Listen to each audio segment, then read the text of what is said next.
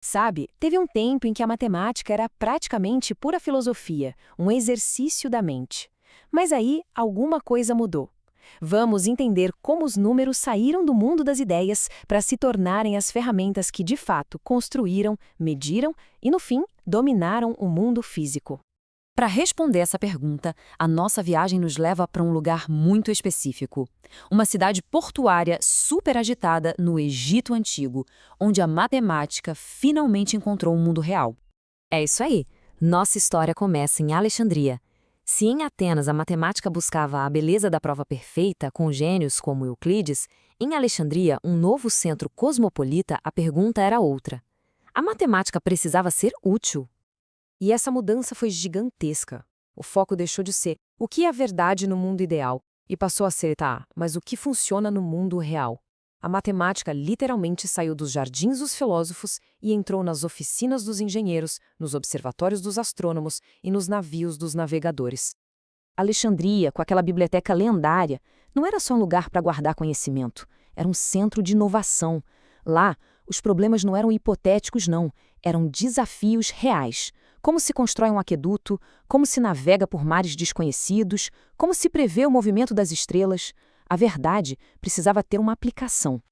Então, com essa nova mentalidade focada em resultados, os pensadores de Alexandria precisavam de um novo arsenal. Que ferramentas matemáticas eles criaram para resolver os problemas bem concretos do tempo deles? Vamos pensar em dois gigantes, Arquimedes e Herón. Eles não estavam só brincando com fórmulas, eles estavam resolvendo problemas urgentes. As inovações de Arquimedes em áreas e volumes eram essenciais para a engenharia naval e militar, enquanto as fórmulas de Herón viraram tipo o manual de instruções para qualquer um que quisesse construir uma cidade ou dividir terras. E olha que interessante, enquanto a geometria era a rainha da matemática grega, lá em Alexandria uma coisa nova começou a surgir. A aritmética e a álgebra, que antes eram vistas só como servas da geometria, começaram a se libertar. Pela primeira vez, os números ganharam vida própria, independentes de formas e figuras.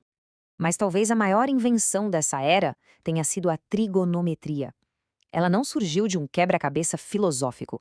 Ela nasceu da necessidade desesperada de prever o movimento das estrelas para a navegação e para a agricultura. Foi uma ferramenta forjada para decifrar o relógio do cosmos. Bom, com essas novas e poderosas ferramentas em mãos, a humanidade começou a olhar para a natureza de uma forma completamente diferente. O universo deixou de ser apenas um domínio dos deuses, para se tornar um sistema a ser decifrado. A convicção que movia esses pensadores era revolucionária. A natureza não é aleatória ou caótica. Por baixo de tudo existe uma ordem, uma estrutura.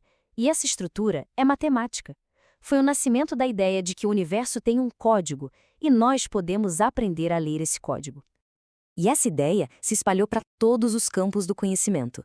De repente, a trigonometria podia prever um eclipse, a geometria podia medir continentes, as razões matemáticas podiam explicar o funcionamento de uma alavanca. O mundo físico estava sendo traduzido pedaço por pedaço para a linguagem dos números. Essa mentalidade era tão forte que até a astrologia, a busca por influência celestial, usava os mesmos princípios matemáticos. Para eles não havia uma linha clara entre ciência e misticismo, havia apenas uma grande busca por ordem no universo, e a matemática era a chave para tudo.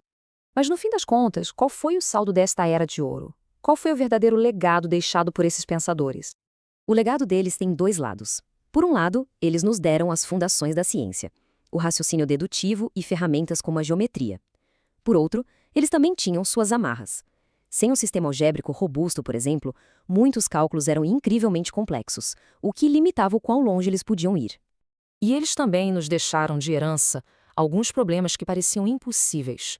Desafios como a quadratura do círculo se tornariam obsessões que, por séculos, forçariam matemáticos a inventar novas formas de pensar, muito além do que os gregos poderiam sequer imaginar. E embora a própria civilização greco-alexandrina tenha com o tempo desaparecido, sua chama intelectual nunca se apagou. As perguntas que eles fizeram e as ferramentas que criaram ficaram adormecidas, esperando para serem redescobertas e se tornarem a centelha da próxima revolução científica. E isso nos traz de volta ao presente. A jornada para decifrar a natureza com a matemática está longe de acabar. A história de Alexandria nos lembra que cada nova ferramenta revela uma nova camada da realidade. E isso nos deixa com a pergunta: que segredos do universo ainda estão invisíveis, apenas esperando pela próxima grande invenção matemática?